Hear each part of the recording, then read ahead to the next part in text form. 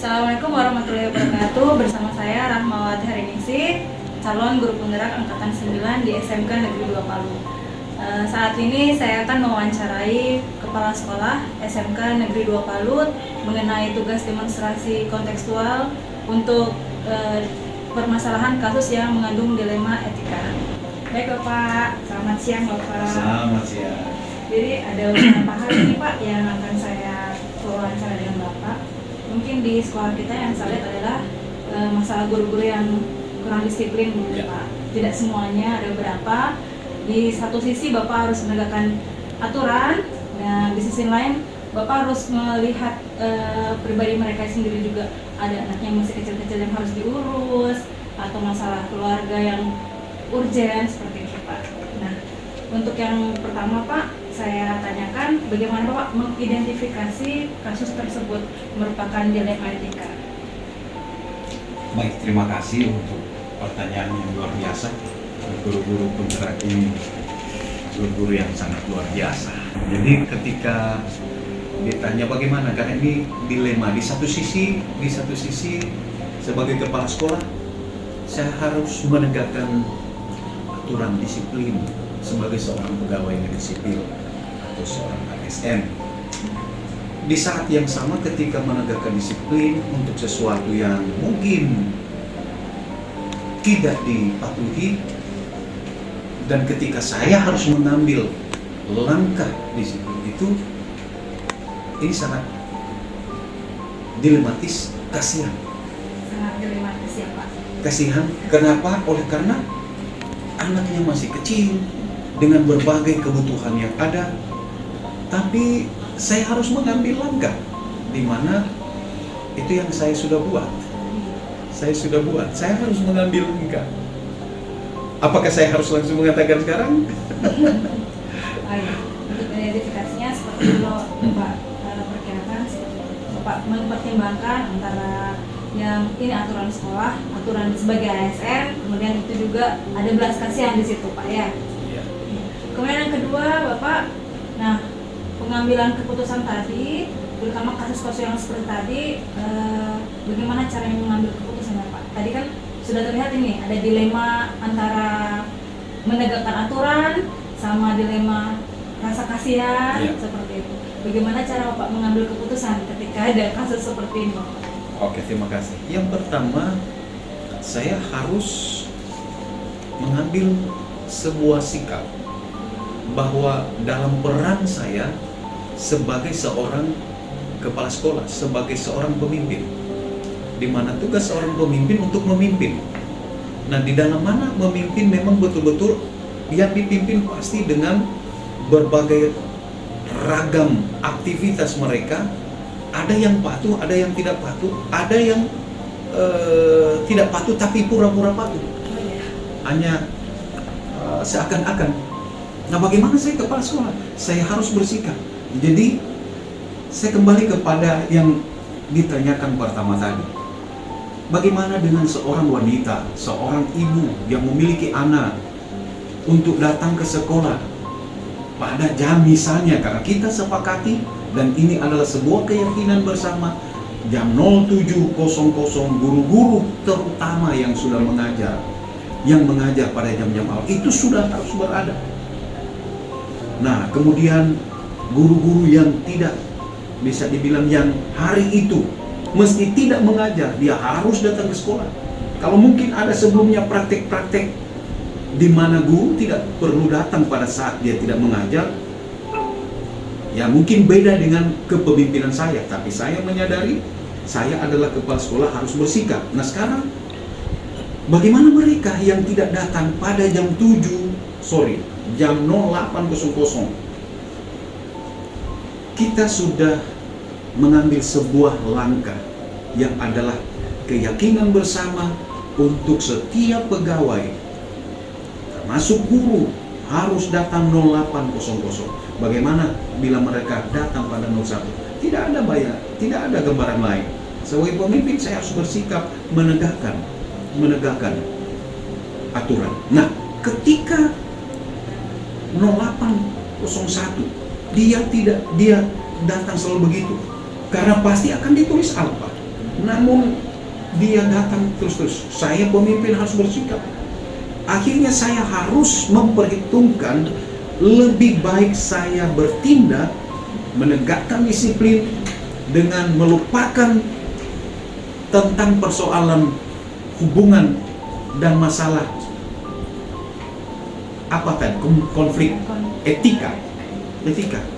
Karena kalau saya tidak mengambil sikap, tidak mengambil langkah disiplin, itu berarti ketika ada guru lain melakukan kesalahan yang sama, maka saya tidak boleh menegur. Kenapa? Karena yang satu saja saya tidak adakan penegakan disiplin. Jadi saya tidak memperhitungkan lagi sahabat atau tidak sahabat. Sebagai seorang pemimpin, saya akan menegakkan apa yang kita sudah sepakati, yang adalah keyakinan bersama, komitmen bersama untuk datang pada jam 08.00. Konsekuensinya apa? Kalau tidak kan sudah ditulis alfa, dan ketika alfa beberapa kali, maka supaya berefek jerah, maka guru yang bersangkutan mungkin ada 1 bulan atau 2 bulan saya tidak akan rekomendasikan untuk mendapatkan sertifikasi bagi guru sertifikasi.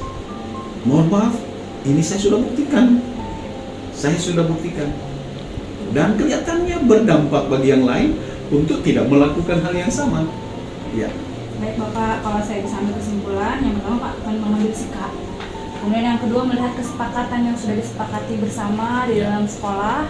Kemudian mungkin untuk 1 kali 2 kali ketika ada alasan seperti itu dipertimbangkan. Tapi kalau misalnya masih terus menerus seperti itu, Bapak akan menegakkan disiplin, mengambil aturan yang memang sudah ada, dan ternyata menurut Bapak selama ini sudah berdampak begitu ya Pak? Ya, benar. Baik Bapak. Kemudian yang ketiga, langkah-langkah atau prosedur seperti apa yang Bapak lakukan selama ini? Yang pertama kan, sebelum melakukan sesuatu, apalagi itu merupakan penegakan dari sebuah aturan, maka tentu saja harus ada sosialisasi. Hal yang pertama yang saya lakukan adalah mengadakan sosialisasi, dan tentu saja kita harus sepakati bersama. Ketika langkah-langkah ini yang kita sudah ambil dan semua guru pegawai sudah mengetahuinya, maka melanggar dari kesepakatan itu, mereka harus menerima semua konsekuensi, kecuali kepemimpinan atau pemimpinnya pelin-pelan. Tapi pribadi saya, ketika ditanya, saya tidak pelin-pelan. Saya akan mengambil langkah selain sesuai dengan keyakinan, karena itu adalah sudah menjadi kesepakatan bersama. Baik Bapak, berarti yang pertama adalah komunikasi. Memang perlu komunikasi, disosialisasikan, kemudian ada kesepakatan seperti itu, sehingga langkah-langkah yang ditempuh sesuai dengan sosialisasi dan kesepakatan bersama tadi itu ya Bapak. Benar sekali. Kemudian Bapak, selama ini Bapak anggap efektif dalam pengambilan keputusan itu seperti apa? Dalam pengambilan keputusan, tentu saja sesuatu yang akan diambil harus disepakati. Apalagi itu merupakan penegakan disiplin. Bukan penegakan disiplin kalau seandainya itu merupakan kebiasaan-kebiasaan yang selalu dilakukan. Namun untuk ketika seorang dia melanggar aturan, maka yang harus diyakini pertama bahwa dia sudah tahu ketika dia mengambil sikap A, mengambil sikap, konsekuensinya ini, konsekuensinya itu. Ketika dia sadar dan dia melakukan itu, konsekuensinya dia harus tahu, dia harus terima. Ya, seperti itu. Baik Bapak, berarti memang sesuatu yang Bapak anggap efektif selama ini, berarti yang sudah disepakati itulah yang Bapak kerjakan selama ini, sehingga itu yang efektif dan berdampak bagi guru-guru yang lain yang tadinya tidak disiplin, akhirnya ikut-ikut disiplin karena kesepakatan bersama tadi. Ya. Kemudian hal-hal apa saja yang selama ini yang Bapak rasa menjadi tantangan? Banyak pasti tantangan tadi, ada bukan cuma 1-2 guru pasti Pak yang berkasus seperti itu. Tantangannya apa ya Cak? Benar.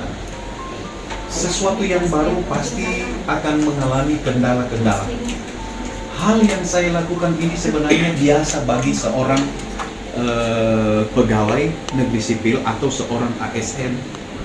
Namun hal ini tidak dilakukan untuk selama ini atau dulu, tepatnya 15 tahun lalu, karena saya pernah ada di sini, itu dilakukan.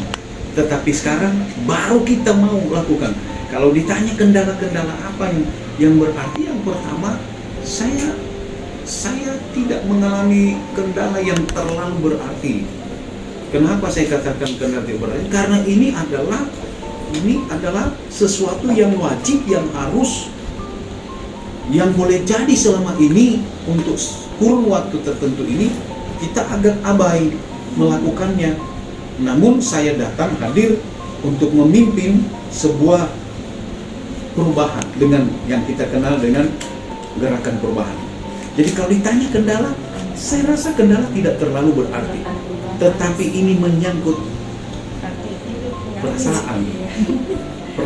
Kenapa? Karena yang saya hadapi adalah teman sejawat. Bukan cuma teman karena saya adalah kepala sekolah, kemudian mereka yang saya pimpin. Tidak, karena memang kita berteman. Dulu sama-sama berjuang, sama-sama mengajar. Namun sekarang mereka adalah sahabat-sahabat yang saya harus pimpin. Dari segi moral sebenarnya sangat terbeban saya memimpin sahabat sendiri yang boleh jadi mereka tahu berbagai kekurangan saya.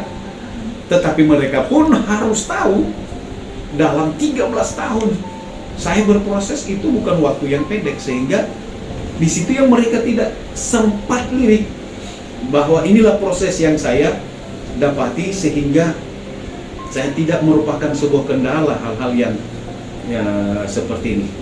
Kenapa? Karena saya selalu sentuh dengan marah kita secara bersama-sama, pendekatan, sehingga ketika kita melaksanakan sesuatu dengan keyakinan bersama bahwa ini pasti bisa kita lakukan.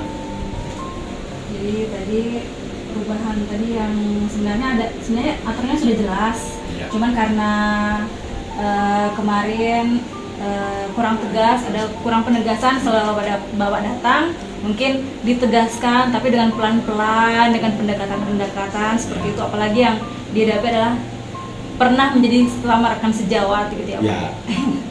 Baik Bapak, kemudian apakah Bapak memiliki sebuah tata kelola atau jadwal tertentu dalam menyelesaikan kasus dilematika seperti tadi itu, Pak?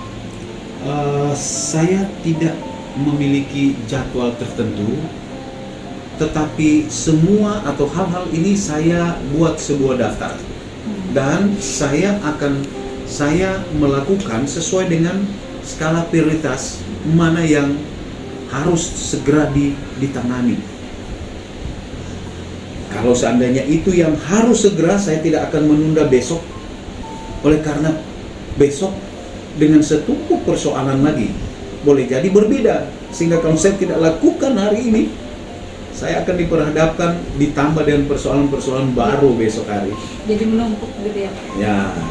Baik Bapak, kemudian apakah ada seseorang atau faktor apa saja yang membantu Bapak mempermudah dalam mengambil keputusan, khususnya dalam kasus dilema etika?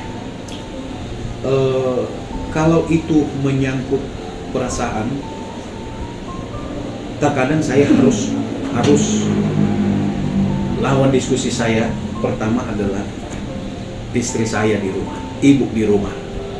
Yang berikut memang saya punya teman dan saya harus mempercayai teman itu menjadi lawan bicara saya.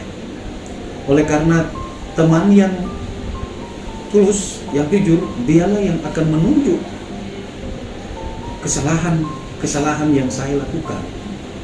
Tentu saja ya dengan beretika, bukan dia marah-marah, begini ABC dan semuanya. Tentu dengan beretika dia akan mengingatkan saya, Pak, ini. Dan orang ini adalah orang yang bisa dipercaya. Nah, kalau seandainya orang yang bisa percaya, pasti dia tidak akan menyampaikan kepada yang lain kalau itu menyangkut sebuah rahasia. Sebab sehebat apapun saya bukanlah apa-apa, saya hanya seorang pribadi. Ketika ada teman pribadi yang lain yang boleh jadi kita bisa bertukar pikiran, banyak pikiran akan lebih mempermudah persoalan yang kita akan carikan solusinya. Baik Bapak, karena semua kolaborasi itu lebih bagus dibandingkan sendiri. Kalau sendiri itu sudut pandangnya cuma satu saja. Kalau Ya. sama-sama kan sudut pandang banyak kemudian disatukan. Benar sekali. Yang terakhir Bapak, dari semua yang telah disampaikan oleh Bapak, berarti kan banyak pembelajaran-pembelajaran yang sudah Bapak dapatkan selama menghadapi pengambilan keputusan dilema etika. Nah, apa saja pembelajaran apa yang bisa Bapak ambil dari beberapa masalah ini? Hal yang pertama adalah keyakinan saya adalah seorang pemimpin. Nah, bagi seorang pemimpin tentu saja dia harus memiliki konsep wawasan yang jelas tentang apa dan bagaimana ke depan dalam menghadapi berbagai masalah-masalah. Nah, dalam menghadapi masalah, apalagi menyangkut etika dalam hubungan persahabatan, di saat yang sama saya harus melakukan yang pertama saya katakan tadi, keyakinan saya sebagai seorang pemimpin. Sahabat pun, yang paling dekat pun, ketika bertabrakan dengan aturan, maka sebagai pemimpin dia harus mengambil sikap menegakkan disiplin atau menegakkan aturan. Kenapa? Oleh karena ketika dia tidak mengambil langkah disiplin, orang lain boleh melakukan kesalahan yang sama. Sebab kalau ini tidak ditangani, orang lakukan yang sama, kita tidak punya power, tidak punya kuasa untuk menegur, mengarahkan kepada yang benar. Toh dia tidak. Jadi keyakinan saya adalah pemimpin, lepas dari persoalan sahabat dan tidak sahabat, ketika bersentuhan dengan aturan, maka aturan harus lebih diutamakan, ditegakkan oleh pemimpin.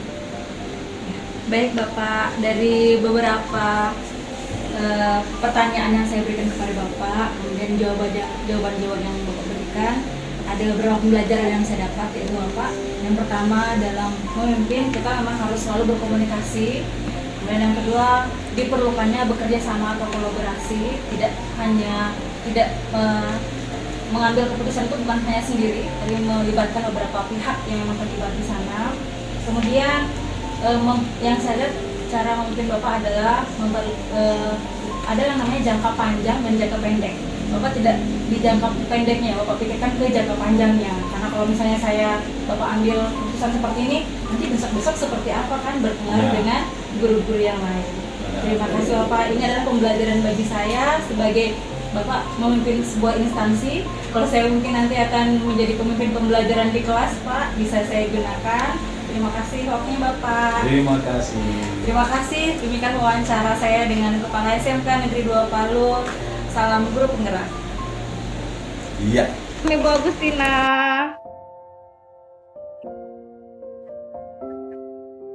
Ibu, hari ini saya meminta waktu Ibu Agustina untuk melakukan wawancara sedikit tentang pengambilan keputusan masalah kasus-kasus dilema etika. Bersama saya Ibu Agustina, kepala sekolah di mana Ibu? Oh, iya. Sudah berapa lama Ibu menjadi kepala sekolah? 8 tahun Ibu Agustina ya. Permisi Ibu, saya langsung ke pertanyaan Ibu ya. Ibu, selama ini sebagai kepala sekolah, bagaimana Ibu Agustina mengidentifikasi kasus-kasus yang merupakan dilema etika atau pembangun moral? Ada kasus-kasus etika, bagaimana cara mengidentifikasinya?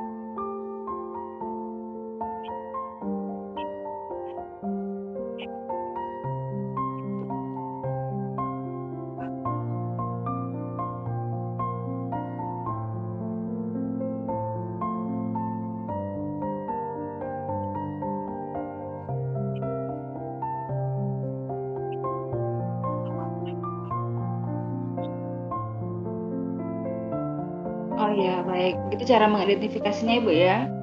Kemudian selama ini bagaimana Ibu Agustina melakukan pengambilan keputusan di sekolah yang Ibu Agustina pimpin, terutama untuk kasus-kasus di mana ada dua kepentingan yang sama-sama benar atau sama-sama mengandung nilai kebajikan.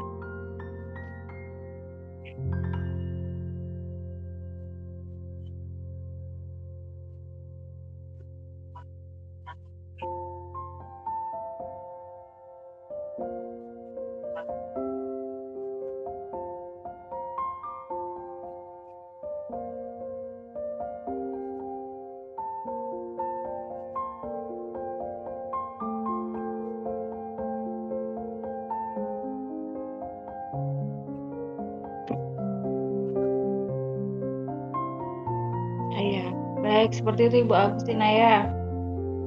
Melibatkan beberapa orang yang ada di sekolah yang Ibu Agustina pimpin. Kemudian langkah-langkah atau prosedur seperti apa yang biasa Ibu Agustina lakukan selama ini?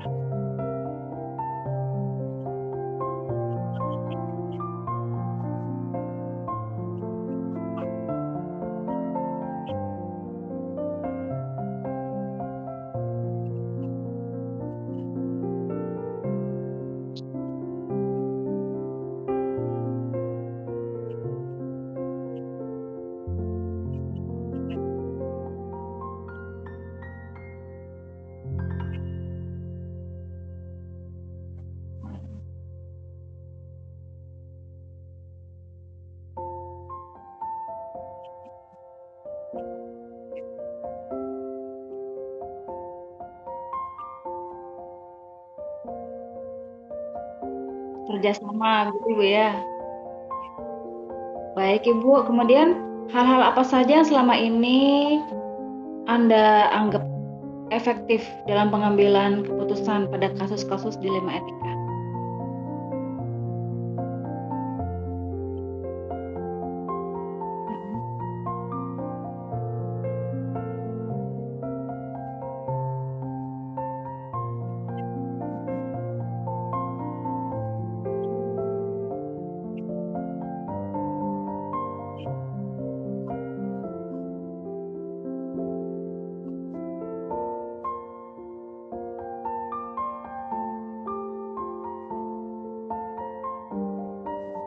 Baik, setelah kerjasama dengan orang-orang yang terlibat dalam kasus ini, kemudian dicatat, didokumentasikan gitu ya Bu ya, ada diarsipkan seperti itu.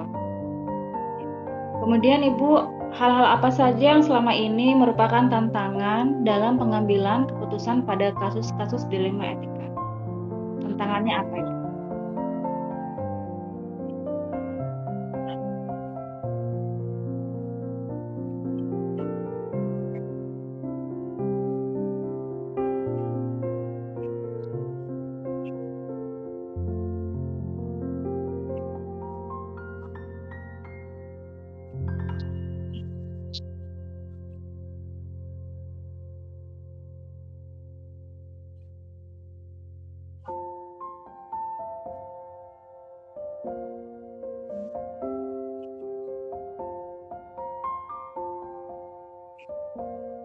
Di lain sisi kita mau anak ini, tapi yang sisi lainnya keluar orangnya tidak mau ini ya Bu ya.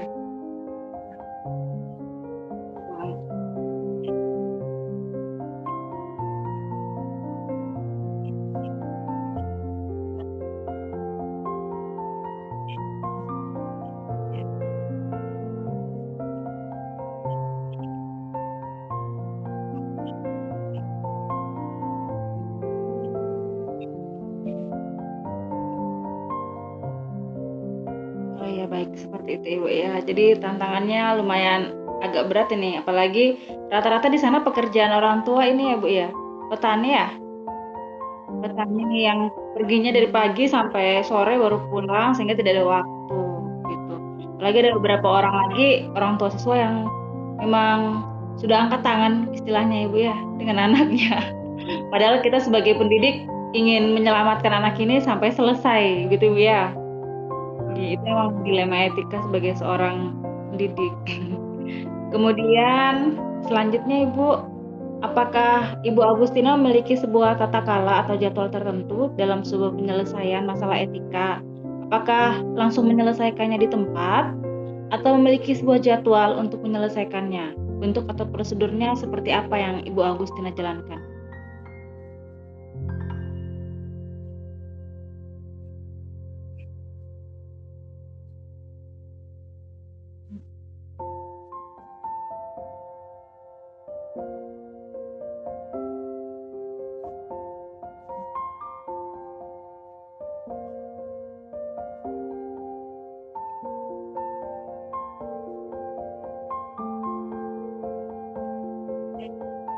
Mm-mm.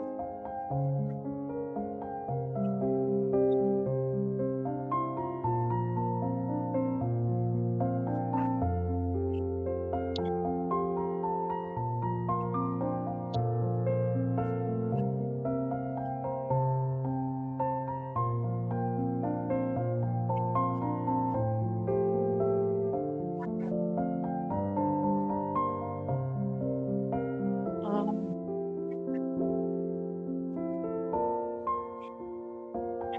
oh iya benar-benar.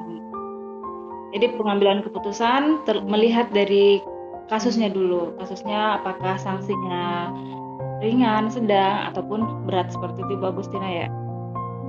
Baik Ibu, kemudian apakah ada seseorang atau faktor-faktor apa yang selama ini mempermudah atau membantu Ibu Agustina dalam mengambil keputusan dalam kasus-kasus dilema etika?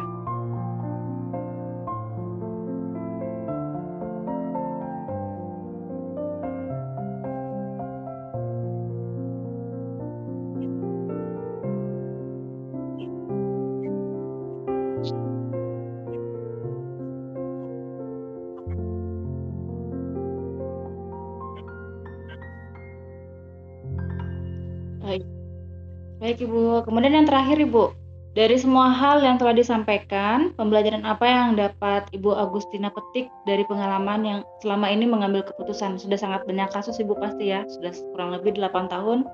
Pasti sudah banyak sekali kasus dilema etika.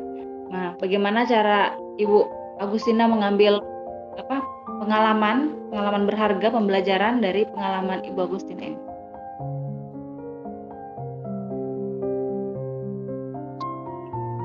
Ah, ya.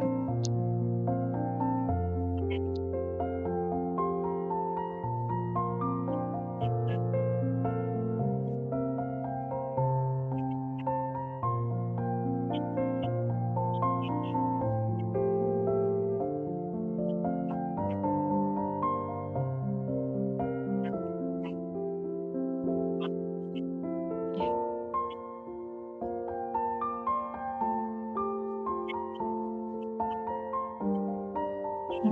Ya, gitu. Ah, iya, baik Ibu Agustina. Sudah selesai nih pertanyaannya. Kalau bisa saya kasih kesimpulan ini Ibu, atas pengambilan keputusan masalah kasus-kasus dilema etika yang Ibu Agustina hadapi di sekolah yang Ibu pimpin, Ibu Agustina selalu melihat yang pertama adalah nilai-nilai kebajikannya. Kemudian yang kedua yang saya lihat, Ibu selalu melakukan kerjasama atau kolaborasi terhadap pihak-pihak yang terlibat. Gitu Ibu ya. Dan yang terakhir adalah yang saya lihat adalah yang paling krusial adalah Ibu selalu mementingkan eh, peserta didik itu sendiri. Kebutuhan dari peserta didik itu berpihak, maksudnya berpihak kepada peserta didik itu sendiri tuh Ibu ya. Baik Ibu Agustina, banyak sekali pengalaman berharga, pembelajaran dari pembicaraan kita. Semoga saya bisa mengambil pembelajaran pada wawancara kita hari ini sebagai khususnya kalau saya pemimpin pembelajaran Bu. Gitu. Kalau Ibu memimpin sebuah instansi, dari sini saya akan belajar menjadi pemimpin pembelajar. Seperti Ibu Agustina. Terima kasih Bu Agustina atas waktunya. Assalamualaikum.